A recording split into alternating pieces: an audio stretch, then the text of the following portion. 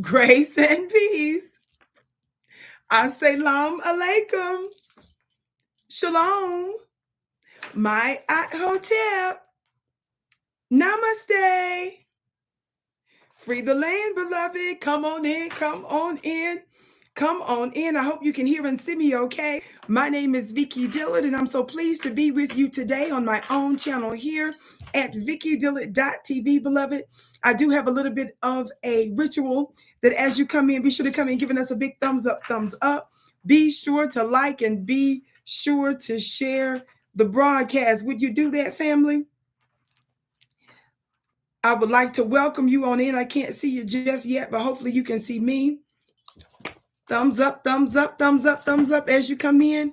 Share, share, share. Let me clean this screen. I apologize. Share, share, share.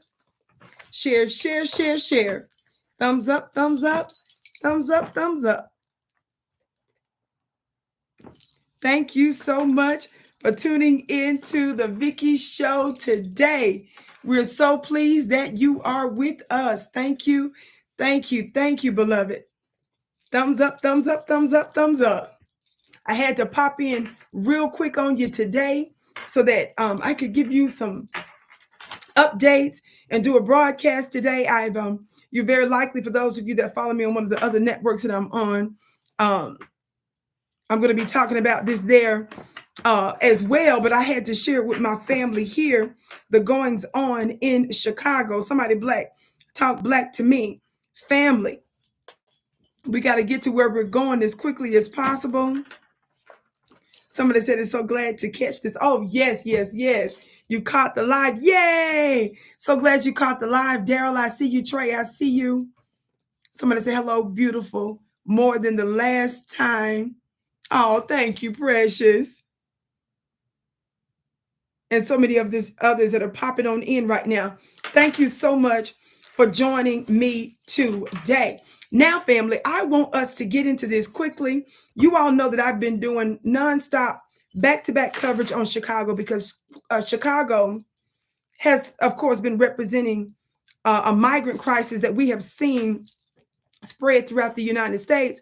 But I like to talk about Chicago a lot because Chicago isn't backing up. When I'm talking about Chicago, I'm talking about black grassroots Chicago. I'm not talking about the elites. I'm not talking about the Barack Hussein Obamas. I'm not talking about those individuals that are a part, of really, frankly, the establishment. Are y'all hearing me today? No, beloved. We're talking about the people from the ground up.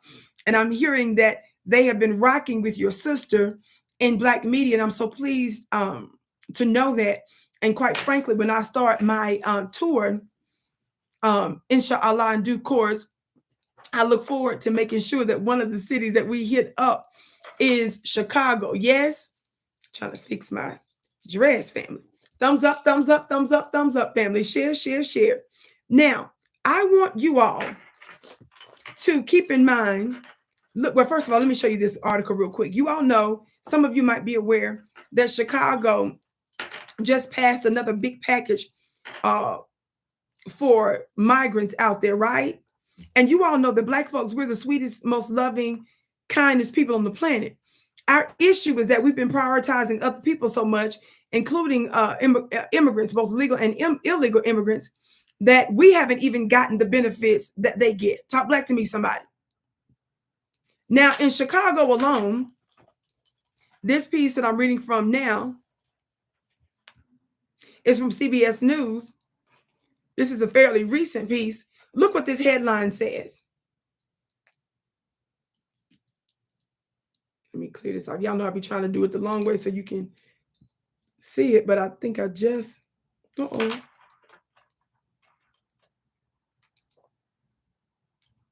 I just accidentally cleared it out. Okay, here we go. I want you all to look at this headline from Chicago Tribune. I was going to show you the CBS one, but I decided I'm going to go ahead and do this one. We'll get back to that one. But look at this headline.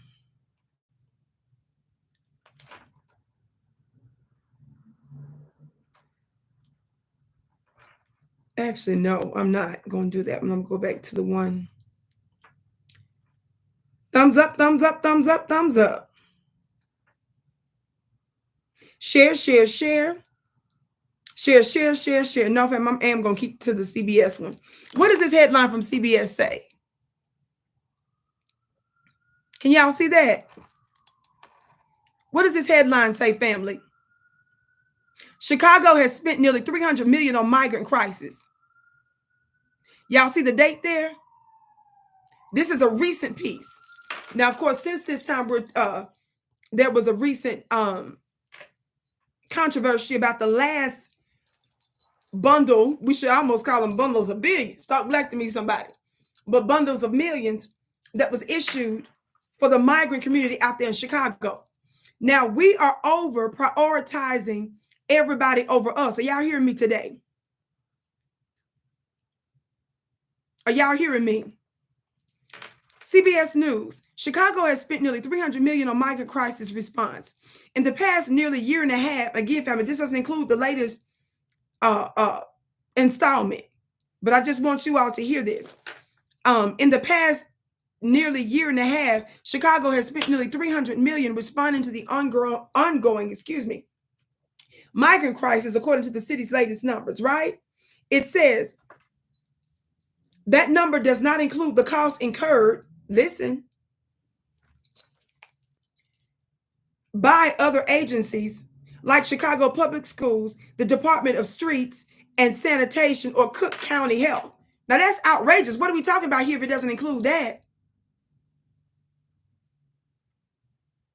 What are we talking about if we're not going to include that? But nevertheless, about $206 million of the total has gone to favored healthcare staffing to operate the city-run shelters. The group has come under scrutiny by some aldermen who have said the city was paying them too much. It says there are currently more than 11,000 migrants in 23 shelters in Chicago, and 4 more buses of migrants are expected to arrive in the city on Friday. So this is from a piece about a month ago. Remember I told you there has since been, another meeting for the latest installment that just took place there. Watch this, y'all. Questions over how the city would be able to cover the cost of housing and treating migrants have persisted since the first buses began arriving in the second half of 2022. The state of Illinois and Cook County has last month announced another $250 million to help the response. Now, family, if they're not going to include in this total, as they just mentioned, they're admitting that they've spent over $300 million, right? At the time of this piece a month ago. But they're telling you it does not include Chicago Public Schools, the Department of Streets and Sanitation, and the Cook County Health. Family, I wouldn't be surprised if you all in Chicago alone are up there in over $1 billion.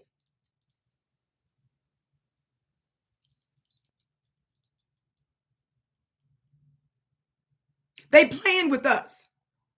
And this is what I was talking about when I was calling out the United States and how much we were sending Ukraine before they just tucked in this last multiple billions for them. I was making the point to us early on that they are lying to us about what they're actually sending them. I told you all a long time ago, before they started to admit, we were already sending Ukraine hundreds of billions of dollars. And I will submit to you today that this is suspect, and we're probably very likely already close to the $1 billion mark with Chicago alone. If you are not including some of the major agencies there in this piece, what are we talking about here? They're playing with us. They don't want us to know how bad the crisis is. And again, that's just one city. Sanctuary city. It says, again, this last sentence that I just read, it says that the state of Illinois and Cook County last month announced another $250 million to help the response. Volunteers in local suburban communities like Oak Park have stepped up to take in some migrants at shelters. Some of the hurdles and the slow pace at which the migrants have been able to obtain legal work permits so that they can seek employment. The hell is we talking about seeking employment for illegals? They telling us what's taking so long. The reason it's costing us so much money is because the people they can't get work permits fast. You can't get work permits fast. And for all we know, you were terrorists from another country. Talk black to me, somebody. Everybody be sure to hit that thumbs up button. Share, share, share. Well, I've already given you all a lot of news on Chicago, right? Not just Chicago, New York, and the immigration crisis at large. Yes? Watch this. How many of you all remember when I talked about the fact that you all, the Black Chicagoans, were so politically engaged there? The Democrats were so upset with your effective political engagement that you all effectively helped to shut down one of the locations that they were going to put some of the migrants in, because some of you all voiced concerns over criminal activity and also the expenses and the fiscal responsibility that we would have to bear as taxpayers. Yes, they got upset with you all because you shut down when they were trying to use one of the other parks there. Y'all shut that down too. Some of you all have been so effective that some of you are able to were effective in suing certain officials in Chicago because of the crisis. Talk black to me, somebody. Chicago, Black Chicago, I'm talking about the streets, I'm talking about the grassroots. You all were so effective that you were showing up nonstop to most of their city councils meetings. I mean, to the tune of they had to use multiple floors to house you all. They were so intimidated by your presence and your intelligent inquiry and holding your lawmakers accountable that they changed the rules, told Black folks, the Democrats in Chicago who run the Democrats who run Chicago, your Democrats who told you that if the Republicans instituted IDs for voting, that was illegal, that was unrighteous or wrong rather. Those Democrats who told you that the Republicans are racist if they tell you to have your ID to vote, those Democrats were the ones who told you that you needed an ID, a government issue ID, to attend the meetings. Those same Democrats said, guess what? From now on, before you come to the meetings, you got to register in advance so we can scrutinize you before you come. Those same Democrats restricted some of you all from having direct access on the first floor where the lawmakers were when the meeting started. Now, of course, some of those policies that Brandon Johnson, the mayor in Chicago, initially proposed, he had to rescind because one of the government watchdog agencies contacted them to let them know that those policy changes were likely illegal.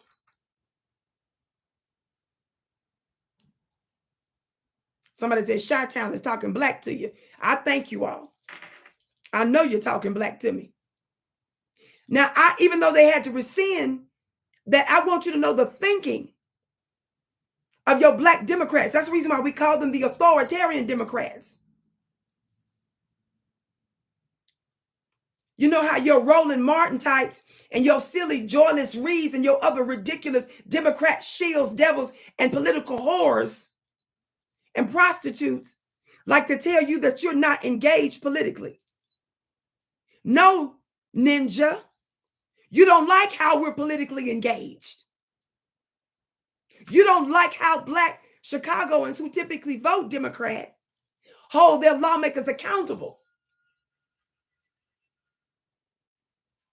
And y'all always should remind them of that reality. Well, let me get to the point quickly. And I apologize for having to do such a brief broadcast, but I wanted to touch base with the family today. One of my brothers sent me this piece some days back, and I want to share it with you. And like I said, I plan on this being one of the broadcasts on one of the other networks I'm on. But I want you to watch one of our beautiful Black Chicago sisters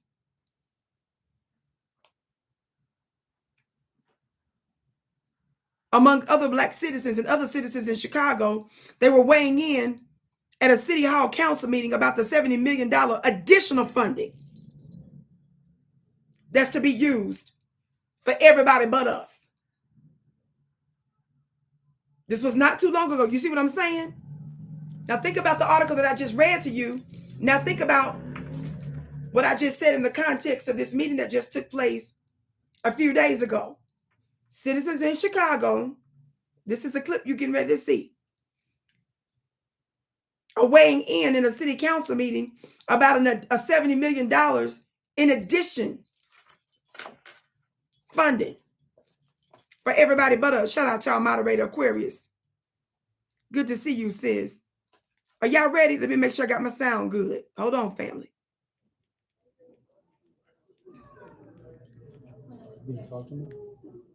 So Christmas is coming early this year. Uh-oh. We're going to check that list when it go up on that wall for voting, and we're going to check it twice. And we're going to find out who's been out here nice based on how y'all vote. And we're going to start it off with Maria Hatton. Yeah.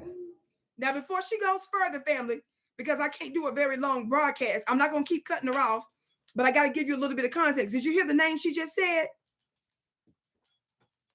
Now, I don't live in Chicago, so Chicago, I know y'all can speak to this, but based on a little bit of research that I did, this is Maria Hatton of Chicago. Oh, let me blow up her picture. Y'all, my Chicago family, y'all weigh in the chat. This is Miss Maria Hatton. Apparently, this is who she's talking about, right? Who is Miss Maria? Apparently, she's a politician there and a community activist. She's a member of the Chicago City Council, and she's been serving as an alderperson for the city's 49th ward. It says that she won election to that office. It says here, after defeating a 28-year incumbent, Joe Moore, in the 2019 election. She was reelected in 2023. The 49th ward includes most of Rogers Park and portions of West Ridge. She's a member of the Progressive Caucus, Black Caucus, and the LGBT Caucus in the City Council. So I just wanted to give you a little bit of heads up, a little bit of background on who she's talking about. That's based on my research. Again, my family in Chicago, Chi-Town, I'm going to need y'all to, everybody in there saying she's an alderperson, so y'all know who she is. Johnny, hey, beautiful queen. Hey, precious. So that's what she's talking about. Let's get back to the video. Yeah. Chicago and some communities so angry. Why is all this kind of anti-immigrant? Okay, family, I got to turn this way up, and then I got to turn it back down. This Black Chicago sister puts her phone to the mic because she is playing for us what's ostensibly a private conversation where Maria Hatton, the 49th Ward's alderperson, is caught in this recording admitting something behind the scenes. So family, listen real close because she's playing it from her phone. That's why I stopped it. So I'm going to turn my volume up with the hopes that you can hear what she's playing because the volume is real low, okay? So just turn your volume up as loud as you can, family, because I'm going to do mine as loud as I can. Listen close. Based on how y'all vote. Okay. And we're going to start it off with Maria Hatton. Yeah. Chicago and some communities so angry. Why is all this kind of anti-immigrant sentiment coming up? And I want to explain to folks, it's because if we cared as much about Black people and had over the decades as we do about everyone else, we wouldn't be here. But the money from a 20. All right.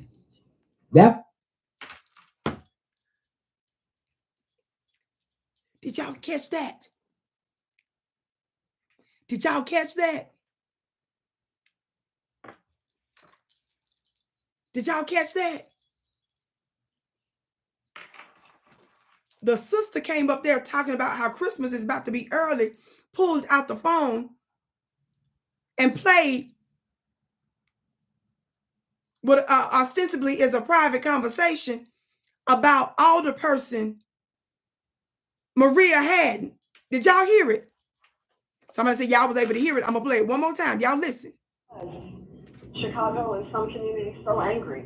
Why is all this kind of anti-immigrant sentiment coming up? And I want to explain to folks, it's because if we cared as much about Black people and had over the decades as we do about everyone else, we wouldn't be here. But the money from a 20. All right. Did y'all listen to that? I want y'all to listen to a little bit more of what the sister said after that. That would be Maria Hatton. Stepping out there. I see you. Don't get sarcastic because we can get jiggy, right?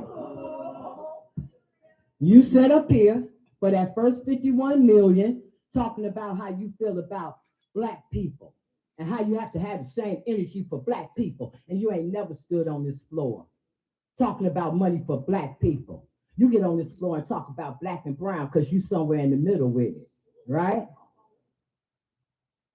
But I tell you this, and I'm telling every other Black alderman in here today, you vote for the money for these immigrants today, and we coming for them seats.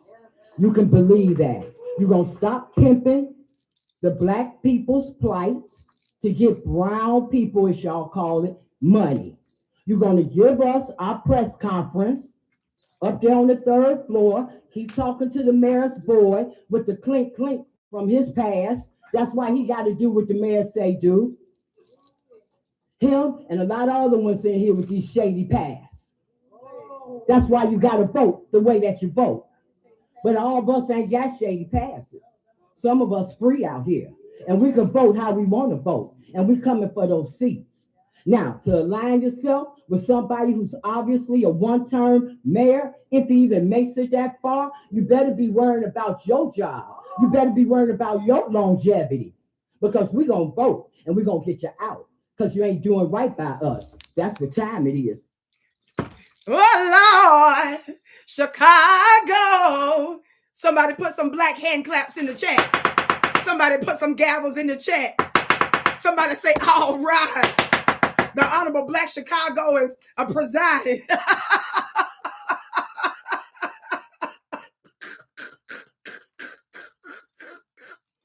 Now, your Black politicos, your Black talking heads tell you that Black folks are not engaged politically. No, baby, you don't like how we're engaged. She said we gonna vote. They showing up to all the meetings. They giving you the playbook. They telling you what to do. They letting you know we finna come vote and vote out of you, vote you out. Did she tell the mayor? She said one-term president. She said if you make it to that. Then she turned around and told the altar people, you better be worried about your seat. Then she put Maria on blast because she was showing you that behind the scenes, you know you screwing us. Behind the scenes, you know you're prioritizing them folks over us. Behind the scenes, you tell you and all your colleagues that you know y'all don't care about Black people like you do everybody else, and you're fronting in public. She also called out Maria Haddon and say, behind the scenes, you know what the problem is. Behind the scenes, you prioritize them. But she said, but you don't use your floor to come speak for Black issues. Lord.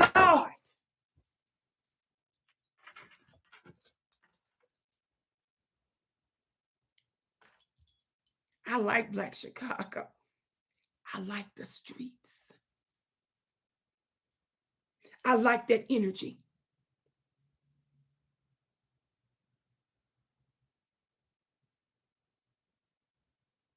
I heard about that ghost on the store that Chicago is starting to recall, a petition to recall the mayor. I also was, based on some of my findings, it seems that they're saying that doing a recall on him is basically illegal and not really possible, but folks are still trying to change the law anyway. That's what I heard. So more power to y'all. I hope y'all able to do what you can to overturn the provision that prevents you from doing a successful recall against his funny looking self. He's shown himself to be a traitor and a liar. He's shown himself to have used Black folks to get to where he is today so that he could use his power for everybody but you. Somebody say, all rise for Chicago. Mad kudos to Chicago. Mad love to Chicago. I had to share this with you all today. And I have talked about this in the times past, but I want to remind you, Black folks in the 60s, right after we got the so-called Civil Rights Act and the Voting Rights Act, do you all know about 6 months later, a major immigration piece of legislation passed? And that passed mainly due to the momentum of Black folks' push for civil rights and voting rights acts in the 1960s. Think I'm lying? Even the Catholics. This is one of several articles I read from the past, but here's one. Y'all see this? Under African American Affairs, how the civil rights movement influenced U.S. immigration policy. I'm rushing right now, but I wanted to just show you the headline so that you could understand what's within the body of this article. We were the ones that gave major legislation for immigrants in the same decade. Only a few months after we so-called got voting rights and civil rights legislation. A major piece of legislation for migrants was passed. So nobody can say who we hate and who we don't love and who we don't support. We're just saying it seems like we've been out there putting everybody before us and we haven't gotten anything sufficiently in return. That was us that helped to put y'all on, in large part.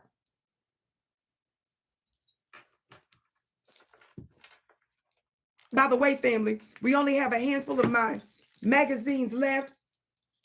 So be sure to go to the website. The link is above. In fact, Aquarius, my moderator, she's putting information in the chat as well. She's putting my Cash App and my website information in the chat. I'm going to pin it right now for those that want to support in terms of financially, but also those that want to get my magazine. You can get it today. You're going to see, oh, look, y'all going to see such yummy topics as this. The magic of glamour. This is about manifestation tips for my divine sisters, brothers. Get this for the lovely lady in your life. Click the link above. Also, if you want to join my spiritual mastermind school, you want to be sure, beloved, to join for only $45 before we increase the price in the next few weeks. Get it while you can. We're going to grandfather and grandmother those who get in at the $45 price. You're going to keep that price when we raise it in the future. Yes. So I don't want you all to ever forget that. One thing I do want to share with you, as I've told you before, remember I told you that whenever I get onto these subjects that have to do with Black empowerment, Black economic justice for us now, I want to remind you how your government codified in law discrimination against us. I want you to see how Jim Crow plays out in law. No other group can claim that a nation and its states together and separately passed hundreds and likely thousands of laws to sabotage and disenfranchise a people. No other group can say that on a large scale like they did to us. And this is why we respect the energy that's coming out of Chicago. We're not just respecting the energy out of Chicago. We're respecting your plays, your engagement, your action. Yes. And hopefully we're going to see a lot of you Chicagoans in Washington, D.C. I'm going to be one of the speakers at our brother Tariq Nasheed's reparations rally that he's putting together in Washington, D.C. Baby, we're going to the nation's capital. We're going to the place of power for the globe and making our requests known. We who are the true founding fathers and mothers of this country. For more information, family, just go to rallyforreparations.com.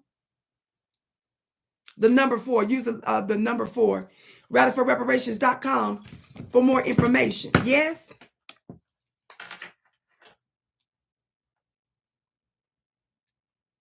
Because all of this goes hand in hand. That's rallyforreparations.com. And of course, we're going to need the brothers there for security. We're going to need us to be in one accord. And you want to make this a family affair. This is important, family, because all this is interrelated and it has to do with economic justice for us. Talk black to me, somebody. Denise says, yes, I will be there. I can't wait to see you and hear you bring it. Thank you, precious. FBA Queen says Chicago is getting signatures to put on the ballot the ability for the Chicago voters to recall the mayor. I know that's right. Overturn that law. Aquarius said, I'll be there. I love it. I love it, sis. Now, family,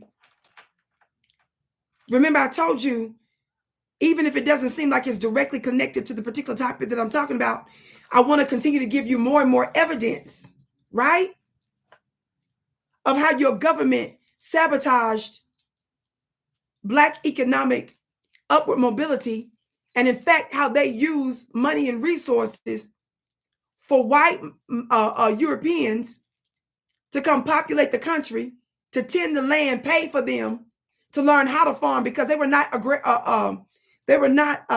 agricultural geniuses like we were. They had to learn it. And the United States government not only gave them plots of land, which is why you see so many white folks that value this notion of the Wild Wild West and pioneering, but they didn't even know what to do with the land, which is why the United States government paid for white folks to learn how to do it. Just random Europeans coming from all kind of European countries. Because they didn't want your black melanin, and they didn't want foundational black Americans being economically sound. And when we took the nothing that we were given, did you hear what I said? Even when we took the nothing we were given, we still built multiple towns throughout the United States, and not just in Oklahoma, family.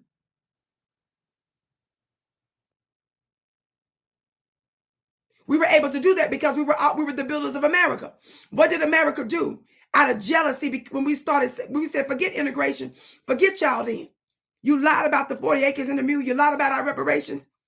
We built thriving towns and cities. And what did America do?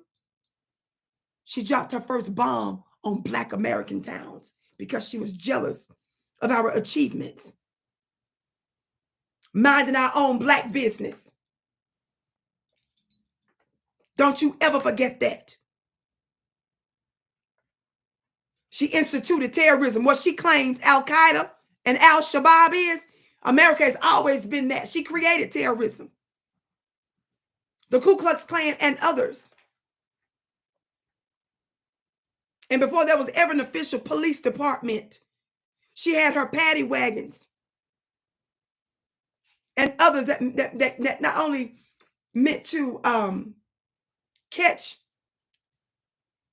those of us that were enslaved, but they leveled up the paddy wagons into their official police department to prevent, frustrate, and foil us living in peace and having our own towns and cities. Divine masculinity said, my divine feminine. One of the things I want to talk to you about, again, I'm reading from the book, How White Folks Got So Rich. You all know I've read from multiple books before, but I'm going to keep reading and rereading and also highlighting areas of certain books that I haven't talked about before. We don't need to veer off into a bunch of other useless books that don't make no sense. I want us to stay focused. And every time you hear me, it's hardly a month that doesn't go by where I'm not talking about some specific legislation or act or policy that your government and its people instituted. Today, I want to talk to you about the president of white supremacy, Woodrow Wilson. How many of y'all know who the president of white supremacy, Woodrow Wilson, is? How many of y'all remember learning about his funny looking self in school? Y'all remember this?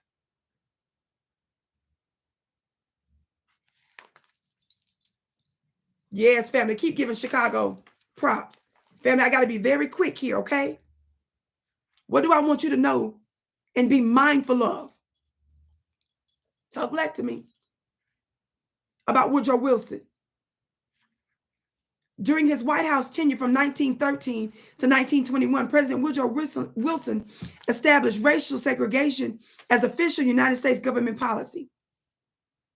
This included the wholesale firing of blacks in government positions throughout America and replacing them with white folks.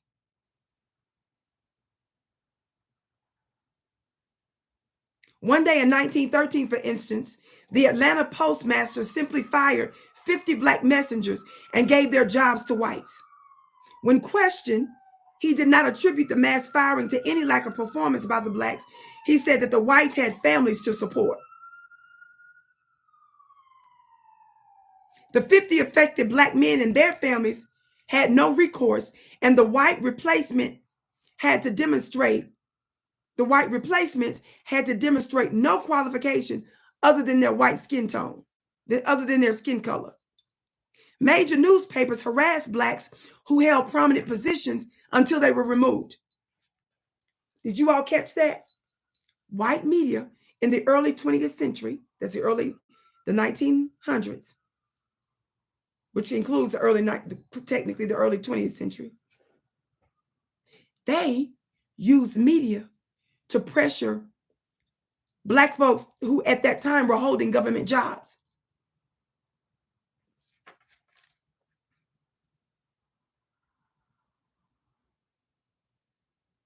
Between the unions, listen, and private sector discrimination, President Wilson's ethnic cleansing of the government workforce further relegated Blacks to agricultural and domestic labor while unjustly enriching whites. This is why we say it's no wonder how white folks got so rich. And it's not because they worked hard. It was, in fact, because they were hardly working.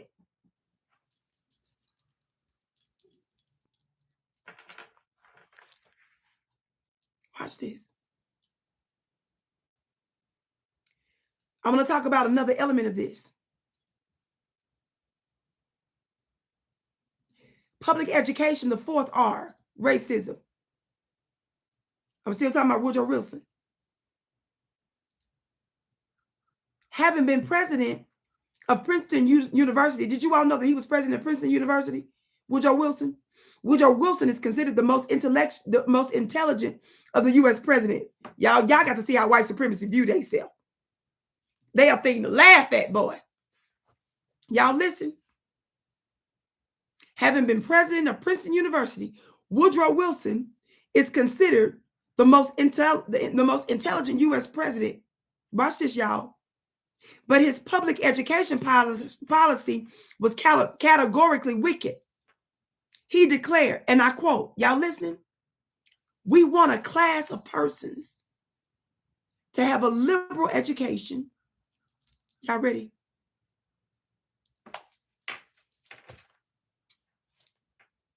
And we want another class of persons, a very much larger class of necessity in every society, to forego the privilege of a liberal education and fit themselves to perform specific difficult manual tasks.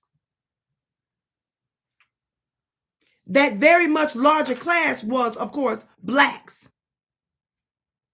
whose public schooling over the last century ensured they will fulfill the inferior role. Of the 15 states that spent the least on education, 14 were in the South, where most Blacks live. Only 1 in 7 libraries in the South allowed Blacks to enter. In the 1930s, the only school in the Judah P. Benjamin School District in New Orleans was for whites only. Y'all ain't ready for where I'm getting ready to take you right now. Despite the fact that only 77 of the 1,292 school-aged children in the district were white, economic necessity required that Black children be in the fields alongside their parents, picking cotton every day. Now, y'all want to talk about the Zionists who everybody crying about now? Everybody's sitting up here talking about what they're doing to the Palestinians, and that's a good thing. But watch this. Y'all ready?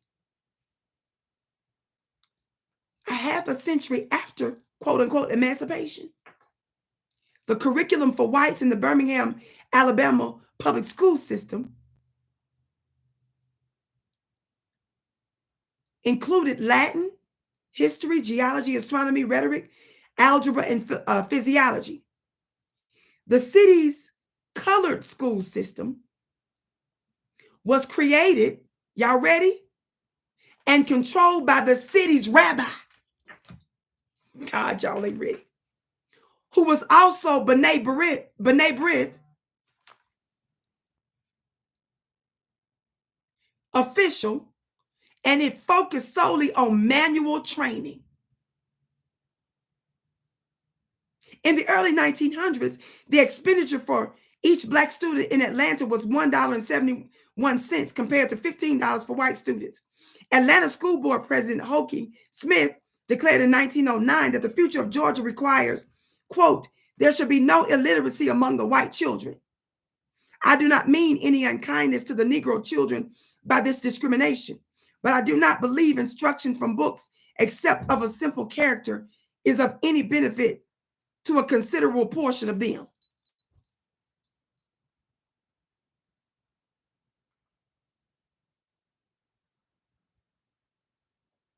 the city's colored school system was created and controlled by the city's rabbi, who was also a B'nai B'rith official. And it focused solely on manual training. Go run research that. This is a part of the history that they want Black folks to keep quiet when we talk about how everybody from every religion is responsible for the undoing of Black folks. You don't, this is the reason why whenever they start to talk about their religion, when they start to talk about their political affiliation, they're the ones who want to talk about that they're this and that, because they don't want us to identify the white supremacists in all of them.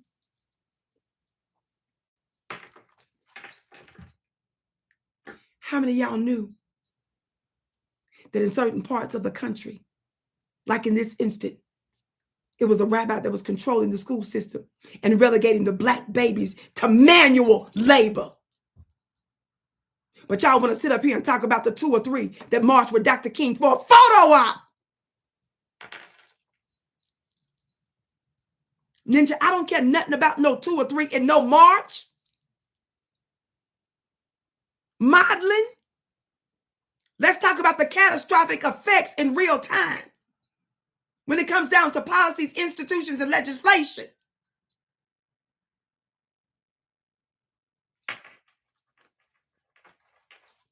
This is the reason why your sister with the curly braids, when I'm talking about one topic, I like to go back to the past. I like to go back to the recent past in some instances to give you specific legislation, to give you specific policy, to give you specific rules and regulations that were instituted, whether in Congress, whether locally, statewide, local-wise, or in the school system, the education systems, the economic system, or otherwise, to let you know how it was really going down. And the reason why they control our history books is so that you don't remember and that you forget who was really at fault. And in this instance, it was specifically a rabbi that relegated Black folks to manual labor. Lisa Parker said this is the reason why they're now trying to recall him in Chicago. I got to run. I love y'all so much. I had to come in just for a few minutes, family. Keep this in mind. We give you receipts. We're not just running our mouth. And you're not finna come over here calling none of us anti-Semitic when, number one, we are Semitic people. Number two, we can prove in no limit of time how everybody, including you all, members of the Jewish community and the Zionist organizations, had everything to do with the undoing of Black folks. And you better shut your mouth, because while we were just up from chattel slavery and still in Jim Crow, we donned the uniform, went over to Germany to help free you from Hitler. And you all keep quiet the fact that you was over there murdering Black folks at the time too, as well as Russians and some other groups. You better watch your mouth. Those dogs don't hunt over here, baby. Again, family, be sure to join my school for only $45 a month, my spiritual school, because I'm going to give you high-level knowledge and information spiritually to help prepare you as the new world rulers. Yes, those of us that they consider to be the deaf, the dumb, and the blind, those of us that they consider to be the nobodies, those of us that are outside the establishment systems, we are our beloved, the new world rulers. We're the new history makers. But our advantage and our edge is going to be our spiritual fitness. Everything you see came from everything you can't see. I said everything you see came from everything you can't see, which means that you need to give more attention to the unseen realm so that you can shape your seen reality. It's never been about who's had the biggest weapons and the largest army. It's who knew their spiritual power and who knew how to tap into it.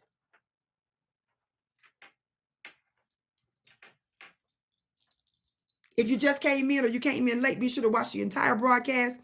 Beloved, don't forget to share, like, comment, and subscribe. I love you so much. I can't wait to see you again.